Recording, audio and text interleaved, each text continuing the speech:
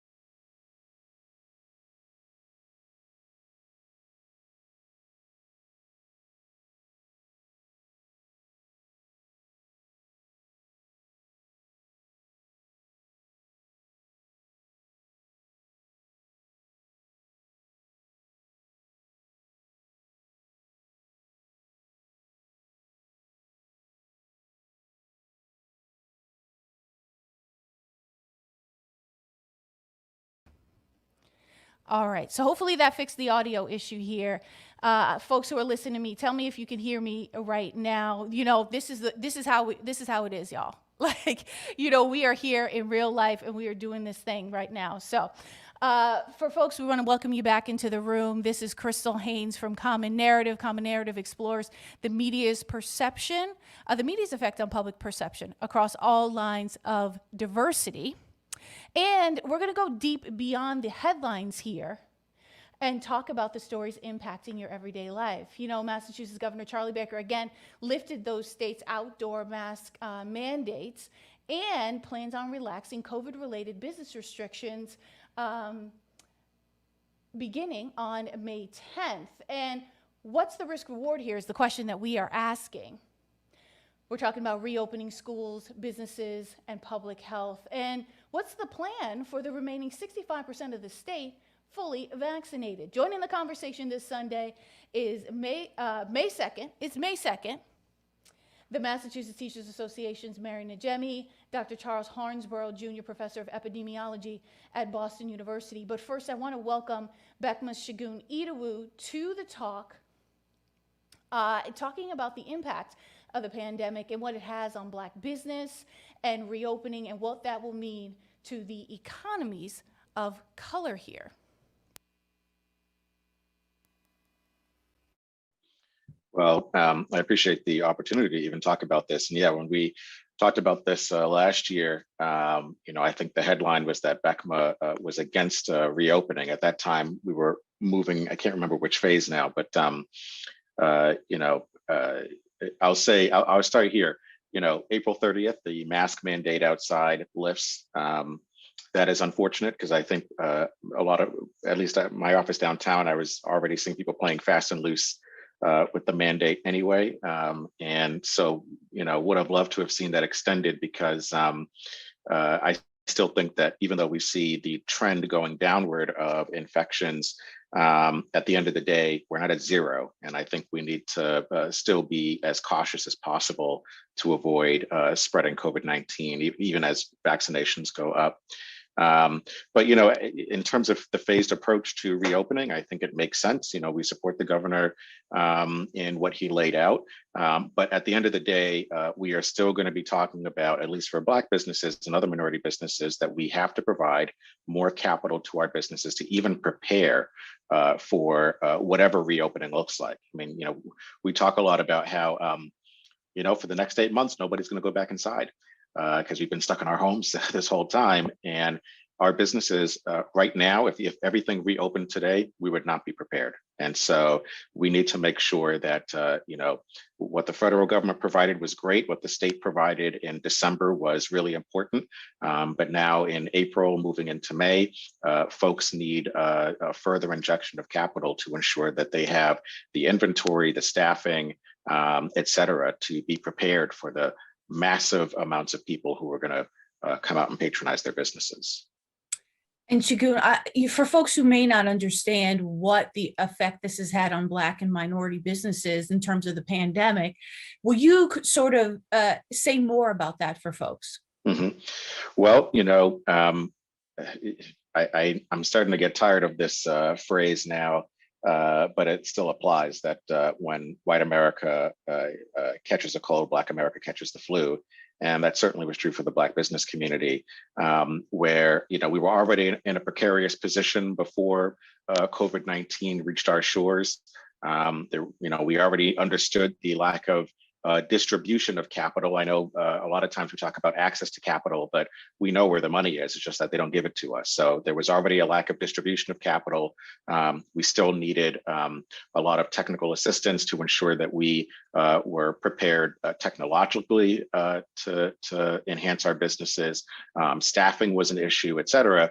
And then COVID-19 hit, and it's devastated our business community. There was a survey that came out over the summer nationally that showed that 41% of Black businesses across the United States had closed their doors for good.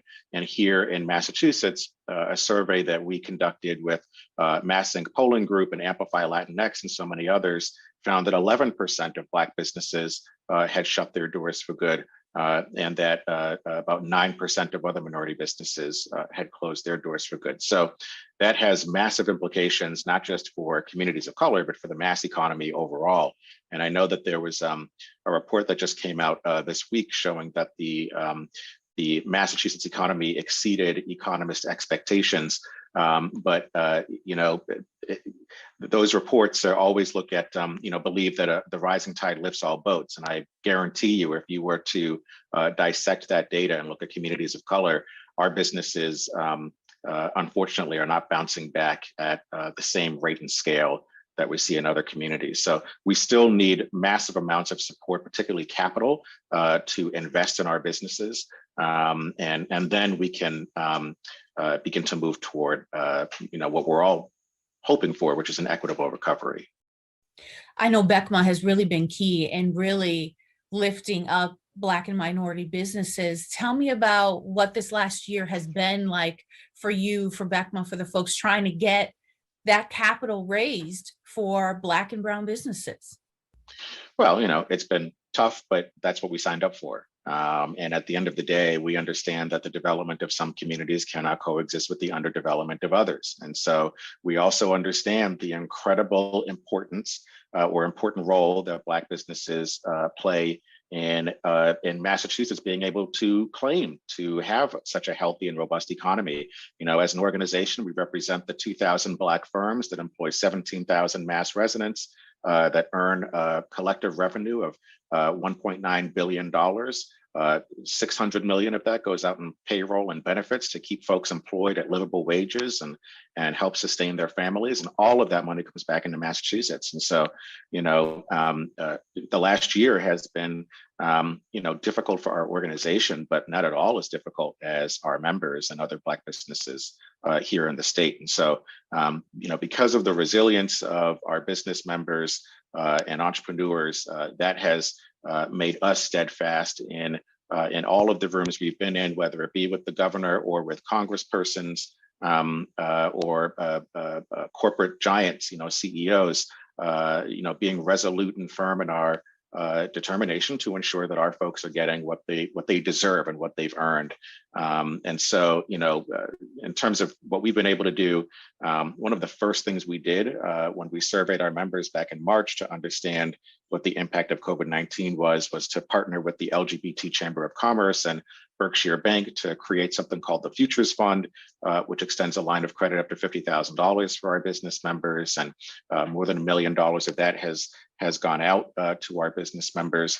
We also teamed up with the Foundation for Business Equity to connect 30 Black and Brown businesses to another $1 million worth of grants.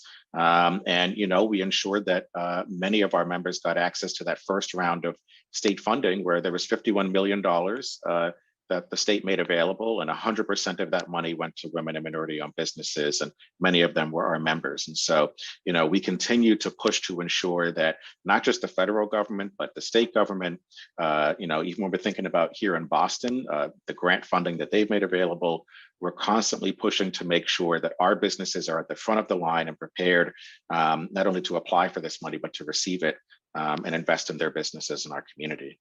Were there some businesses that did better or are positioned better to bounce back as the state reopens? Yes. So, McKinsey and Company put out a report, I want to say in August, just detailing, the impact of COVID-19 on Black businesses in particular. And one of the things it noted was that 50% of Black businesses across the country are in 5 categories: retail, restaurants, hair care, personal care, and I'm having a Rick Perry moment, but anyway, there were 5. But these same categories of businesses are also the categories of businesses that are going to experience the long-term impacts of COVID for at least a decade.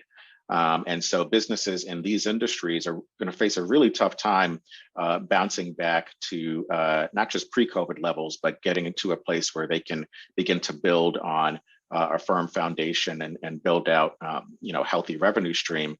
And so, I don't want to confuse anyone either. This summer, these businesses are going to see a huge boom.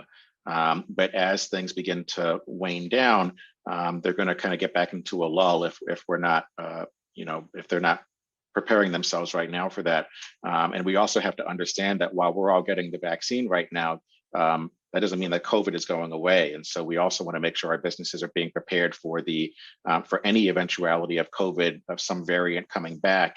And we may face another shutdown. And so, we don't want folks to be blinded by all of the extra money that folks have to burn the next few months. But in terms of industries that are set for exponential growth, in particular, the tech industry is for sure an industry that has thrived during COVID and is going to blow up post-COVID. Also thinking about, as we think about the Massachusetts economy and new industries here, cannabis is another industry, and not just having a store, but also thinking of delivery, growing cannabis, et cetera, all of the different facets that go into making this industry what it is today. And then also thinking of wind and solar power and other types of new energy that Massachusetts is investing in, and where there are very few people of color, and yet you have major companies that are looking to partner with businesses owned by people of color. So that's going to be another huge industry that explodes here in the Commonwealth that we want to make sure our folks get ahead of. And then finally, just thinking about infrastructure. When you're talking about a $2 trillion infrastructure bill being passed at the federal level and billions of those dollars coming to Massachusetts, businesses and infrastructure are going to benefit for a long time.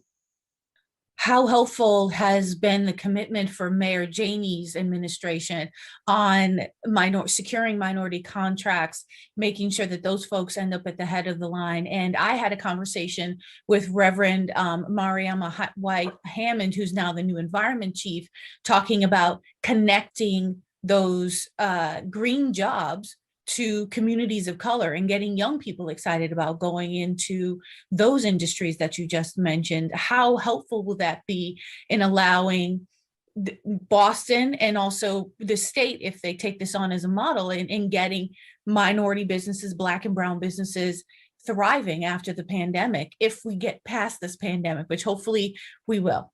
Right. Well, knock on wood. Well, here's what I'll say. Not since the Industrial Revolution have we seen the emergence of so many new industries that we could be taking advantage of. And for our community, we need to be very vigilant and very involved in making sure we're taking advantage of these opportunities, because we have an opportunity to ensure that what was true in the past is not true in our future. In the past, when new industries were created, they went mostly to white men and some white women, and people of color were blocked out almost entirely. And so we have an opportunity to ensure that that we are participating right from the very start. And in this particular moment, where many folks in these emerging industries are focused purely on equity and racial equity at that, there's a really important opportunity to ensure that that we can take advantage of this moment. In terms of Mayor Janey's administration, before she was mayor and she was the city councilor for District 7, she was a staunch ally of not just BECMA, but also of the issues that we have been advocating for. If it weren't for her hosting a hearing in 2019, along with City Councilor Wu, we wouldn't even be talking about procurement and equity at the same time. It was that hearing where we began to get familiar with the term less than 1%. And it's unfortunate that we keep seeing that in all these headlines related to contracting, but that's where we first started to see that.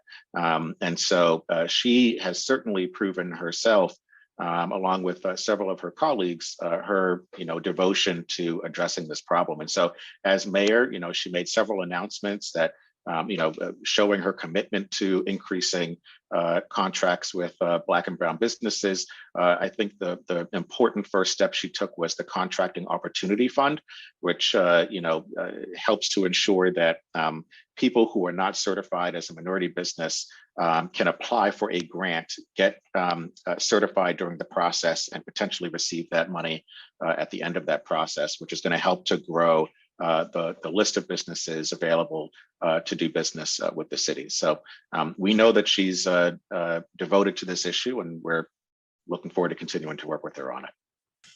Absolutely. Well, Shiguni Idawu, Director of the Black Economic Council of Massachusetts, thank you so much for taking some time. Thanks for having me, Chris. All right, I want to bring our guests in now.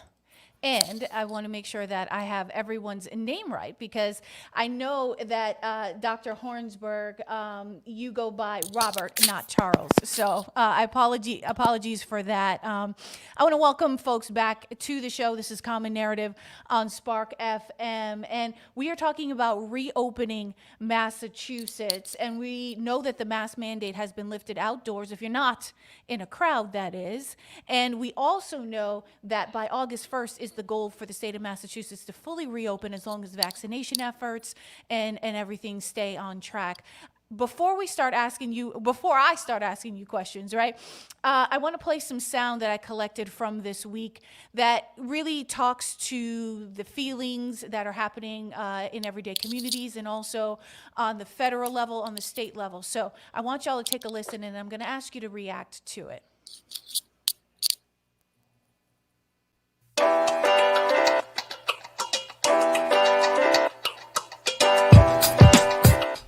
Beginning today, gathering with a group of friends in a park, going for a picnic.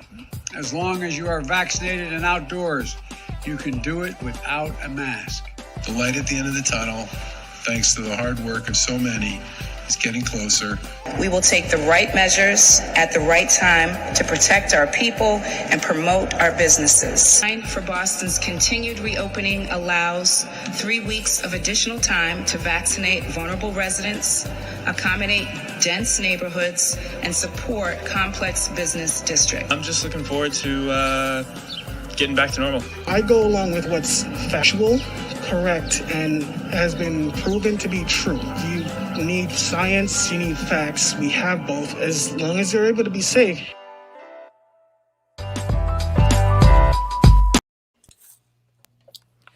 All right, so I'm going to reintroduce everyone after we've just listened to that piece of tape there. Joining this conversation, Massachusetts Teachers Association's Mary Najemi, Dr.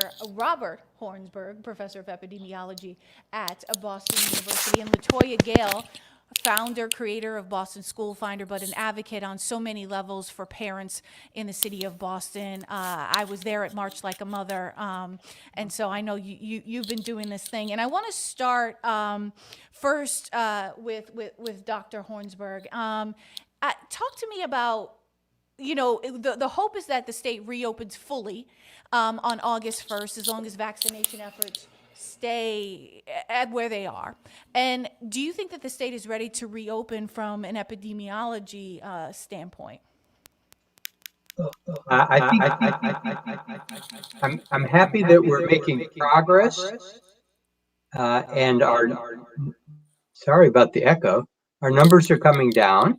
And so, although I was not an enthusiastic supporter of the last reopening move, the numbers are continuing to go down. As long as they continue to decrease, I think we're okay. We'll have to see. Each time we relax the restrictions, we'll have to watch and make sure that we don't see an uptick in cases, but things are going in the right direction, so I'm happy about that. And so, do you think that in terms of vaccinations, I mean, the state rollout certainly got its share of criticism. Do you think enough people in Massachusetts are going to get vaccinated so that we're at this magic number of 80% herd immunity right on a national level, but also in Massachusetts, the hope is that we get there sooner rather than later? Well, we still and in the paper today, it said that the demand for vaccination is weakening, and that's not good because the current group of available of people who are eligible, which is all of us over the age of 16, should be going out and getting vaccinated. And I think that it's important that both the state and some of the other health organizations that are participating in this do their best to make it convenient, easy, and safe for people to get vaccinated so that there aren't those barriers. I know it's interesting, in some of the other cities around the country, they have actually looked at which neighborhoods had the worst problems and which neighborhoods weren't getting vaccinated, and then they put new vaccination locations in those neighborhoods and got local people involved. I think that's how we're going to make the progress that we need. And I was very happy to read that in East Boston, and I believe in Dorchester, the health centers had partnered with local organizations to try to make things easy and so that people can get vaccinated. And that means things like being open in the evenings and on weekends. And things, the thing that I find frustrating is the need to go online and make an appointment. You should be able to walk in when you're ready. Go in and get it. If you give people 3 weeks to think about it, they may not get there. So I think that things have to be done to make it easy for people to do the right thing. Obviously, some people are not going to, but we don't need everybody, but we need, as you said, 80% or so of the people, and we're not there yet. So we need to work hard on that. Oh, you're not on the. How do we get to this magic? How do we get to this magic number of 80%, or rather, in terms of making sure that we address this hesitancy piece that now we're hearing about? Well, one way is to get community leaders involved. I saw a great picture last week of Charlie Rangel getting vaccinated on the street in Harlem.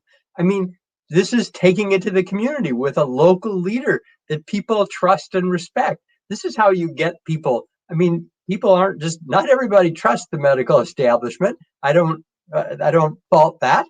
So we have to get the people that they do trust to give them the message that this is a good thing. And it is a good thing. It protects you, it protects your loved ones, it protects the other people you interact with. And everybody should want it. As I said, not everybody will, but there's plenty of people. I think we can get to the target with a little effort paid to getting the communities involved. I want to bring in Mary and Latoya on this because schools are obviously have been a huge issue here, and it's something that folks are really paying attention to. Schools are reopening to full capacity very soon and very quickly, and I know vaccination was a big issue in terms of getting teachers vaccinated so that kids can be safely in the classroom, and as we talk about some of the older kids, 16 and plus, them being able to be vaccinated. So I want to start with you, Mary. Like, where's the vaccination effort for teachers right now, and are you comfortable with the pace that it's going at this point? There's an echo. Okay, I think the echo's gone.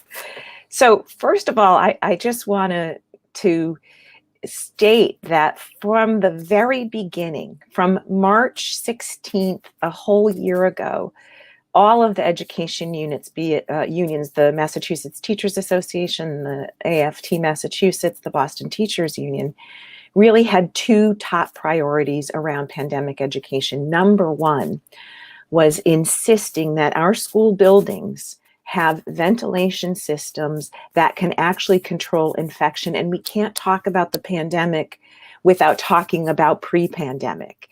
And the same structural racism, systemic racism that our society is built on is what our schools have been built on. Before the pandemic, I would travel into communities of color and visit my members, and the building ventilation systems couldn't control the mold. So already we did not have indoor air quality. Come pandemic time, those same ventilation systems could not control infection. So our top priority was to share, we shared the same priorities with our communities, that the school buildings actually be able to control infection. And number two, that we create education models that tended most importantly to our students' social and emotional needs. Now, going back to making safe buildings, we had fought rigorously to implement all of the CDC guidelines, which included distancing, masking, ventilation systems, and we had been calling for vaccines from the very beginning. The CDC at the national level recommended for all essential workers, of whom they included educators, be vaccinated on site to remove as many obstacles as possible to access to the vaccine. The educators, the stop and shop workers, the transportation workers all had the same struggle with the governor, that he refused to allow us to develop in communities with our local health departments on-site vaccination programs. And we were working with the firefighters across the state. They actually had the capacity to come to the school sites and vaccinate all of the school employees. What wound up happening, the governor himself was not in favor of vaccinating educators. He didn't believe it was necessary. But I'll tell you, we polled consistently, and 80 and 90% of our educators wanted to be vaccinated. So when we finally won those 4 days at the mass vac sites, you bet your bottom dollar they were in line. And what wound up happening is, despite the governor's refusal to allow local vaccinations to happen, local educators unions with their boards of health and their local community centers found a way to do it anyway. We are now at a point where we have a large majority of educators vaccinated, and it is a great relief, but I will tell you what they're still saying. They are worried about their students because the vaccination is not available for students under 16. And our job has always been, first of all, to keep us safe, because when we are safe and disease-free, we are not contaminating our students, and they are not bringing it home to their communities, and neither are we. So while there is a sense of relief, it doesn't come without a sense of concern for our students and their families. And Latoya, I'm going to ask you to jump in here as students, families. That's what you do. Yeah, yeah. I want to not just echo what Mary said, I want to amplify it. Um, Parents and families feel the same way, and our older students. We want our teachers to be vaccinated, and we're happy that they're vaccinated. But my youngest child is in kindergarten. He cannot be vaccinated. We're lucky in our house. My husband works in healthcare and he's been vaccinated since January. But I also have another son who's not old enough to be vaccinated. I'm actually pregnant and I'm waiting till my third trimester to get vaccinated with the hopes that I'll have some antibodies to pass along, you know. And so it's great that teachers are vaccinated. What's not great is that, like Mary said, we have old school buildings with poor ventilation. And Bob, you jump in here if I say something that's scientifically incorrect. But what we know about COVID so far is this: distance does matter, but so does ventilation. Ventilation plays a huge part in how these particles are traveling around rooms and how people might possibly be infected. And when we're talking about old buildings that don't have great ventilation, if they have any at all, that means our children are still at risk. And they're at risk for bringing it home to family members who may not be vaccinated and who might get terribly sick. And then when we're talking about the population of children who are in our public schools, these are mostly children of color, and these are communities that have been hit hardest by COVID. So COVID is not an abstract idea in these communities. They have seen COVID in action.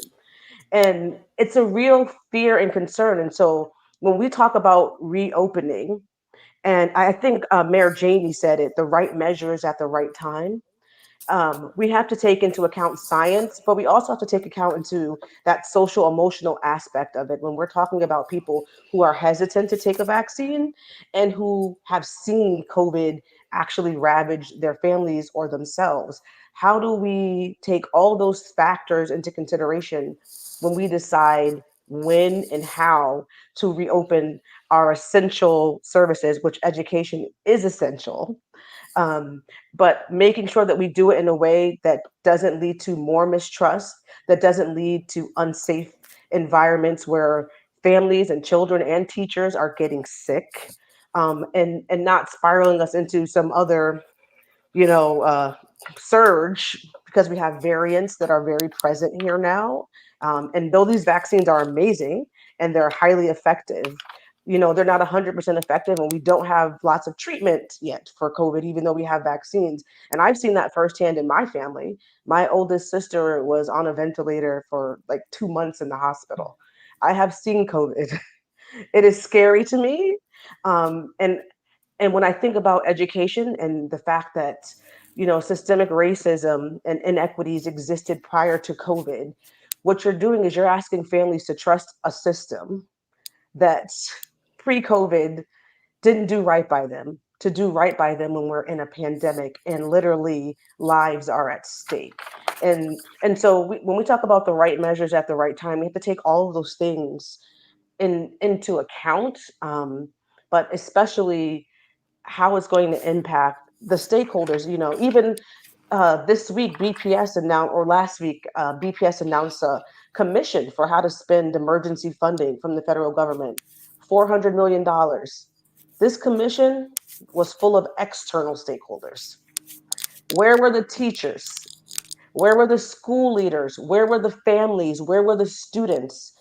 That's who we need to be listening to when we're talking about how do we spend this emergency funding, and those voices are consistently left out, and that's a problem. So let me respond. I completely agree with you. I think it definitely took way too long for the teachers to get vaccinated. And, we're not going to get to 80% coverage until the kids get vaccinated too. So we have to keep on rolling. It's not like we're done when we get to 16. There's all those ages underneath it. But that's the long-term solution. The short-term solution, to have the teachers vaccinated, to do testing in the schools so we know if the virus is there. And as you say, to make sure that the ventilation is optimal. I mean, there's a real secondary benefit there that this isn't the only virus that's spread by the air. And so better ventilation would be a great investment in the long term. It's our infrastructure. We're trying to make it better. So let's work on that. So I'd like to see that. But really, the way we're going to keep COVID under control is through vaccination. And we have to get everybody vaccinated. I mean, that's the bottom line. Clearly, kids don't get as sick as adults, but they do get sick. So we should be protecting them. No questions from my side about that.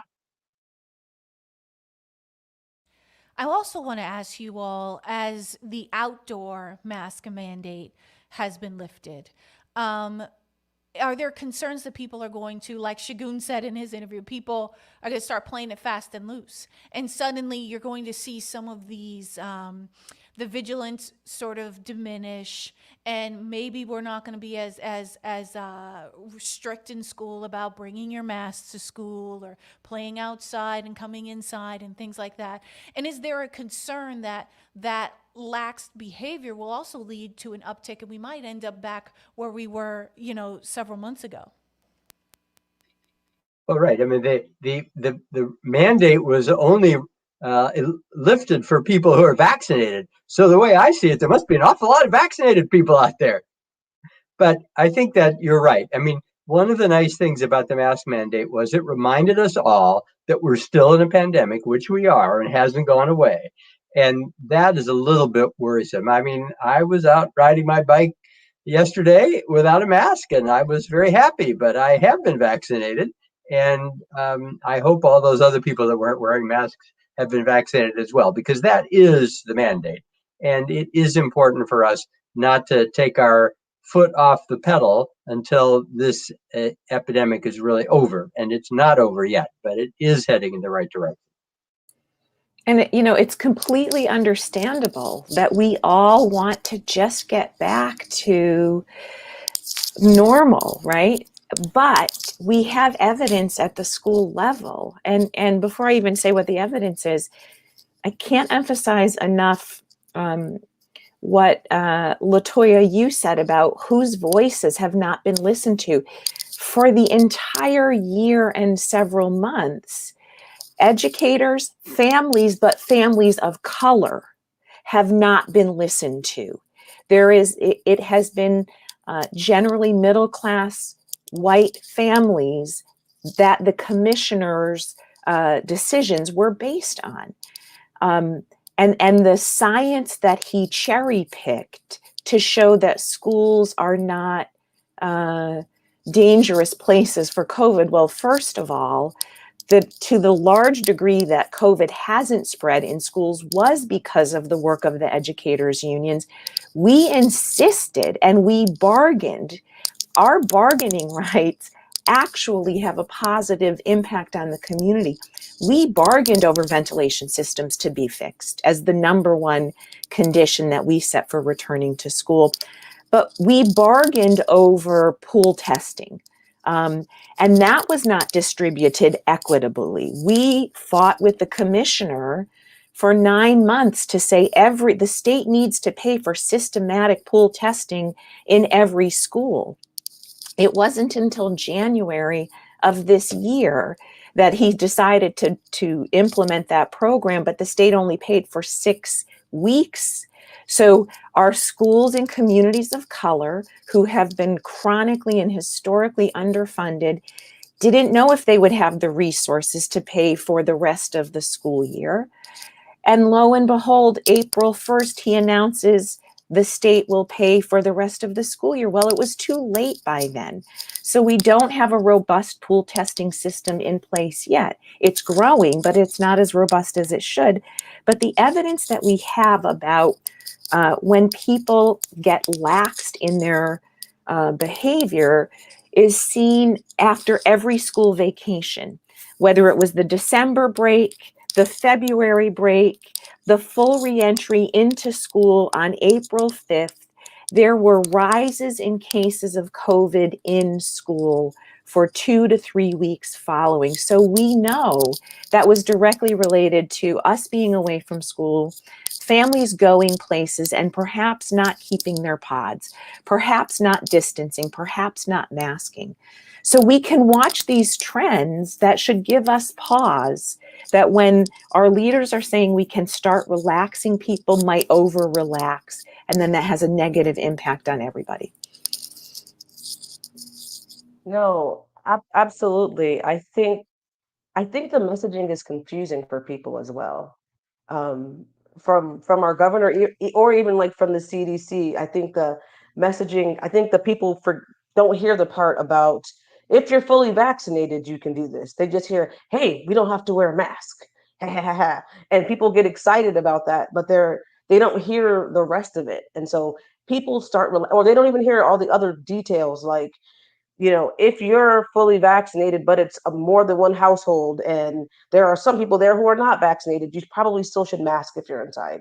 Like they don't hear all the nuance in those rules, and so I think we could have waited a little while longer to relax those mask restrictions, so we definitely would see more people are vaccinated. And when you relax even the testing restrictions, I know the last numbers I saw from BPS, even though pool testing is available, only 20% of people were actually volunteering to be pool tested. And so, do we have accurate numbers about what's actually going on in school when only 20% of people are volunteering to be tested? So, you don't actually know everything that's going on, because that's a really low number. Um, but I think we could have waited a little while. It wouldn't have hurt us to say, can maybe wait till July. More people are vaccinated, there's more vaccines, and then see, let's relax them then a little bit. I think people are, and especially when I see little kids, they're just so excited to be around each other. And social distancing is out the door. If you look at sports and playgrounds, they just want to be close to each other, and we want that for them. It's so important, such an important part of their social development. We want that for them, but we have to make sure we're safe, and safety should be our number one priority. We shouldn't be we should let go of our instant gratification that we've become so used to, and say that we're in this for the long haul, and for the long haul, this is what you have to do for now. And something I'm really concerned about is the return to school in the fall. Into lots of businesses, when it gets cold out and we can't be outside, and we're in places with poor ventilation. I think about ventilation when I'm in a restaurant, even, because I don't know what kind of ventilation they have in a restaurant, and people in there definitely don't have on masks because they're eating and they're talking and they're gregarious. And so I'm like, I don't know. But when winter comes and we're in school, because the ventilation plan right now is open up the windows and turn on fans. Are we going to do that when it's 30 degrees out, when it's 20 degrees out? What is our long-term plan for infrastructure to make sure we're safe? And we don't have that. And that is scary to me more than anything. Well, yeah, there's no question this epidemic is not going to go away until people are fully vaccinated, and I hope that will have happened by the fall. Right now, I mean, the main places that the virus is spreading is in bars and restaurants and other indoor things where people don't wear a mask, singing and things like that. I mean, those are well documented, and I know the economic pressure is to open those places, but you won't find me in one of them, even though I've been vaccinated, because it's not a safe place to be. That's, if you wear a mask, you protect the people around you in case you've got it. And I agree with you that it was probably unfortunate to relax the mask mandate now, because people aren't really getting that other half of it that you have to be vaccinated too. And we'll see in 2 to 4 weeks if the cases start going up. Then we'll know that was a bad idea. My hope is that as vaccination keeps going, cases won't go up. And it may have been a bad idea, but if more people get vaccinated soon, then it won't pan out to be a disaster. But I don't want to see cases start going up again, and that'd be my concern.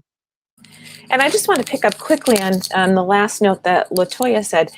What is the plan for buildings, right? There isn't a plan yet for buildings, and this is why the union is going to continue to double down on the fight and work with our communities. But we have an incredible opportunity right now with that $4.5 billion that is coming to the state. So first of all, the federal infusion of money has been critical.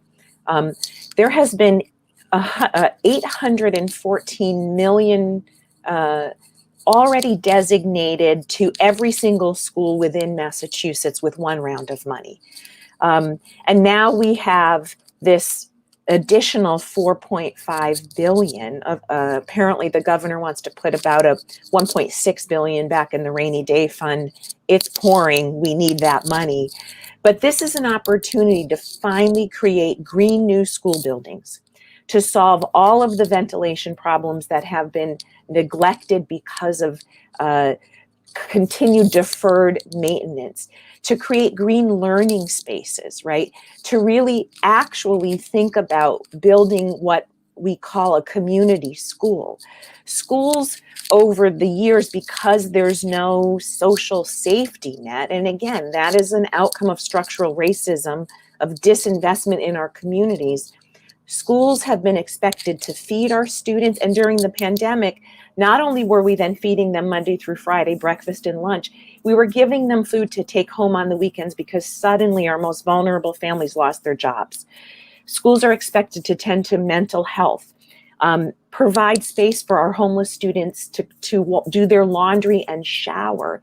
If this is going to be the expectation of schools, then let's make them real community resources and invest in the physical infrastructure, but also the human capacity with more medical professionals, more trained counselors, more educators who and educators who are trained in trauma-informed practices. And while we're at it, let's start to let's actively grab the accountability standardization pendulum and swing it back so that we're creating anti-bias, anti-racist schools built on anti-racist pedagogy with anti-racist curriculum that truly reflects the culture and the identities that our students bring to school.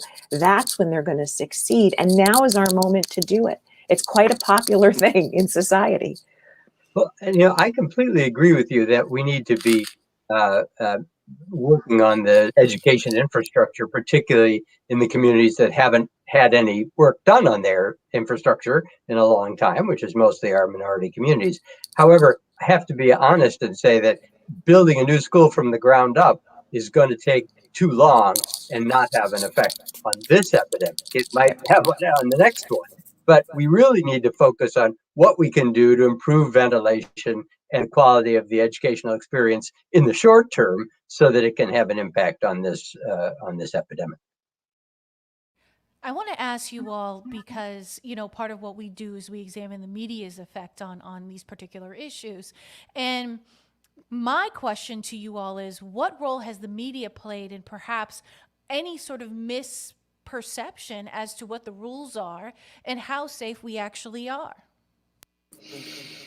Oh my God. I was watching the news the other day and I said, why did they put up a graphic and it talked about vaccine hesitancy and it mentioned certain communities, but I said, hey, they didn't say out loud that the vaccine hesitancy in white communities was about the same at this point as it was in some other communities of color. I'm like, why didn't they mention that?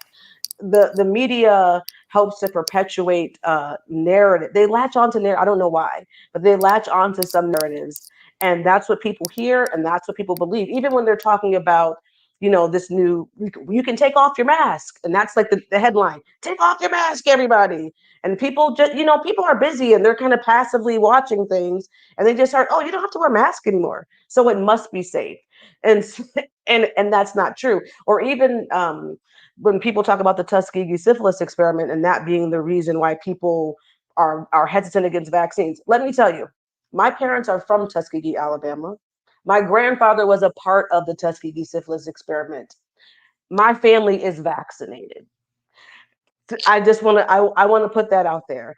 That is not the reason that people are not being vaccinated. People are not being vaccinated because because of the way things roll out, there's this mistrust in general of systems, whether it's education, whether it's medicine, but the media perpetuates these narratives, and people say, well, that's must be what it is, and it's not true. And I wish there was more responsible reporting. Yeah, I would agree with that, and just add, I mean, Crystal, you know how often I talk to the media. Sometimes it was 5 times a day, and literally there was one day when it was 17 press calls. but I think because the media is generally, unless it's a talk show like this, the media has probably 3 to 4 minutes at maximum. And in that rapid pace, they tell a binary story. It's an either or, and there's no room for nuance.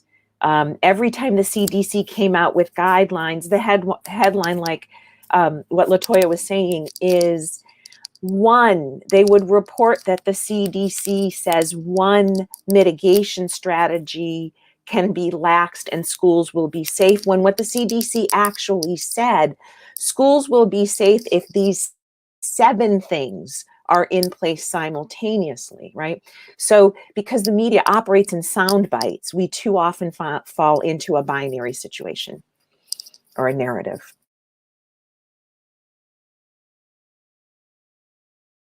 Could say anything, but I think that it is important that we get away from the idea that the state has put it out there and therefore it's up to people to say, oh yeah, I'm going to go get vaccinated. Some people don't have transportation. Some people don't want to take the public transportation. Some people don't know how to use a computer. I mean, you can't just sort of say it's the onus is on the person to go out. You have to make it easy for people. And that hasn't happened. And the press has not covered that part of the story.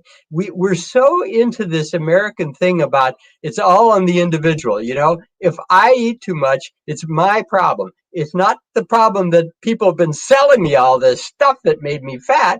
It's totally my fault. And we can't keep that message out there. The press needs to fight that and say, no, it isn't that easy, and the government is not going out of their way to make it easy, so why do they expect you to be doing this? I think that's a message that hasn't been heard.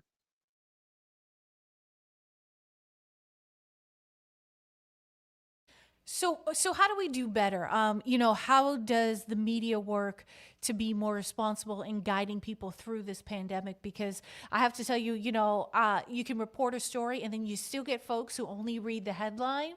They don't even click on the story. And you're right. You're so right, Mary, about it being binary, because you were generous. You gave us 3 to 4 minutes. We have 1.5 minutes usually to tell an entire story that is so important, and is part of the reason why I have this show. But how do we do better here? Is there an appetite? I want to ask: is there an appetite, an audience there that wants the nuance part of the story, or do they want just the snack bite of it? Because I think, as journalists and as folks in the media, you hear it on both sides, because people just want to react sometimes just to react. I mean, I don't think it's not a simple thing, and I'm not a press person, but focusing on the parts of the story that are important instead of focusing on vaccine hesitancy, focus on how hard it is to get a vaccine. I mean, you could do that in a minute.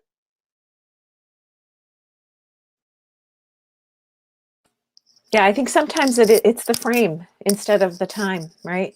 And I'm not in the industry, but my guess a lot of time is that there are producers and editors above reporters who change your frame, right? And so a big onus is on the people who are in charge of what story actually gets told. Because I have to say, my experience with the entire greater Boston news outlets is that you all have asked me thoughtful, nuanced questions.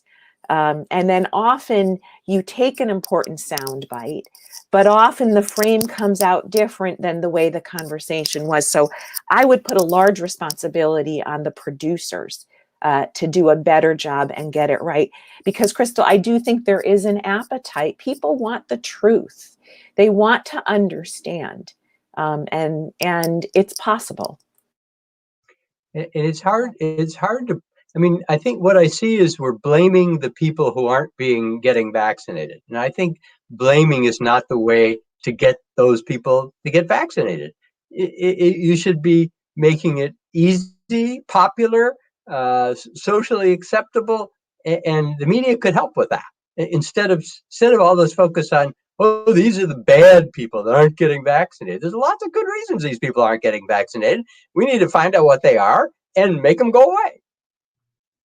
Absolutely. I think deciding what the story is that you want to tell, because those are the sound bites tell a story. And so, how do you decide what that story is? Like Bob said, should the story be, wow, it's really hard to get a vaccine appointment? I know part of the reason that a lot of people in my family are vaccinated is me and one of my nieces were like up at 4 o'clock in the mornings, like waiting for like appointments to pop up and just signing up everybody. And that's how they got vaccines. And you shouldn't have to do that. Even when I think about, I think it was Bob who said earlier, you know, I mean, at this point, why can't we get them at our doctor's office? We know we have Really? some vaccines that don't have to be like in sub-zero temperatures. Why can't we get them at our doctor's office? Um, so we're making something that should be a lot simpler, a lot harder, and I think that should be the story, because people Right. would say, if your doctor could call you up and say, hey, we know you can get this vaccine, come on in. Most people have a relationship with their doctor, they'll come on in. But when they have to go to some random mass vaccination clinic, that just makes it harder. And so Right. we should be really talking about, how do we make things easy for people, and also focusing on why are people hesitant, and not just running with one narrative about why people are hesitant and not getting vaccines too.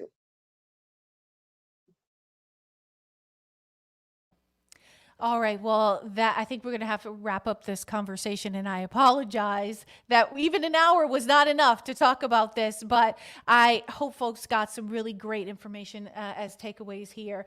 With me today was Massachusetts Teachers Association's Mary Najemi, Dr. Bob Hornsborough, Professor of Epidemiology at Boston University, and LaToya Gale, founder, creator of Boston School Finder, and advocate all around, just a mama kit all around. And I want to thank you all for being with us.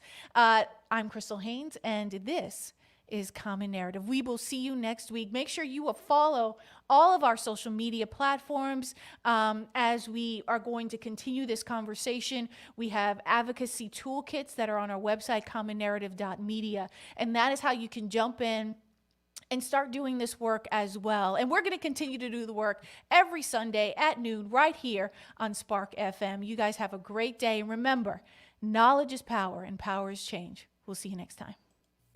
Right.